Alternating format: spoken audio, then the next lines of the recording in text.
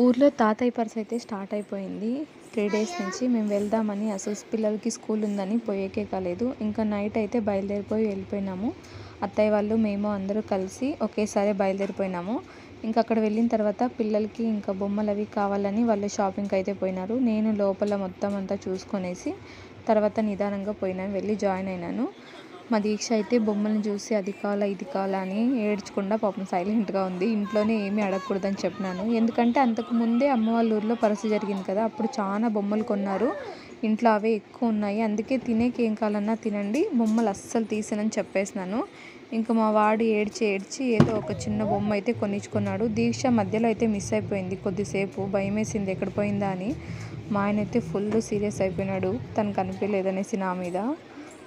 ఇంకా ఆర్కెస్ట్రా కూడా పెట్టించినారు last day కాబట్టి. ఎంత జనం ఉన్నారంటే అసలుకి ముందుకు పోయే కూడా అంత జనం ఉన్నారు. ఇంకా వెళ్ళే దారిలో తెలిసిన వాళ్ళు వీళ్ళు కనిపిస్తా అంటే అట్లా మాట్లాడించుకుంటా పోయినాము. ఇంకా తినడానికి ఏమన్నా తీసుకుందామని చెప్తే ఇంకా మా అత్తని పీచ్ మిఠాయి ఇప్పిమని అడిగినాం. నేను దీక్ష ఇద్దరం పీచ్ మిఠాయి తీసుకొని కాసేపు దాంతో తినుకుంటా ఆడుకుంటూ ఉన్నాము. చిన్నప్పుడు వచ్చినప్పుడు ఎప్పుడైనా సరే తీసుకునే వాళ్ళం. ఈ మధ్య అస్సలు తినము, హెల్త్కి మంచిది కాదని. దీక్షకు ఒకటి నాకు ఒకటి తీసుకున్నాము. కన్నయ్యని వాళ్ళ డాడీ తీసుకుపోయినాడు, ఇంత జనంలో మీరు ఎత్తుకొని తిరగలాపరు వాళ్ళని అని.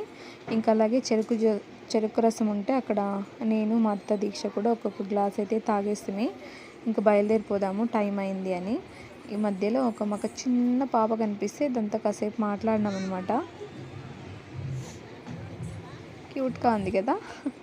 ఈ జనం చూడండి, ఆర్కెస్ట్రా చూసేకి ఎంతమంది వచ్చినా అసలు ఎక్కడున్నారు ఇంతమంది అనిపించింది. ఇది మామూలు ఒక చిన్న ఊరే, కానీ ఆర్కెస్ట్రా అనేసరికి చుట్టుపక్కల పల్లె వాళ్ళందరూ వచ్చేసినారు. ఇంక అన్నీ కట్ చేసుకొని మేమైతే ఇంటికి రిటర్న్ వచ్చేసినాం. బాయ్.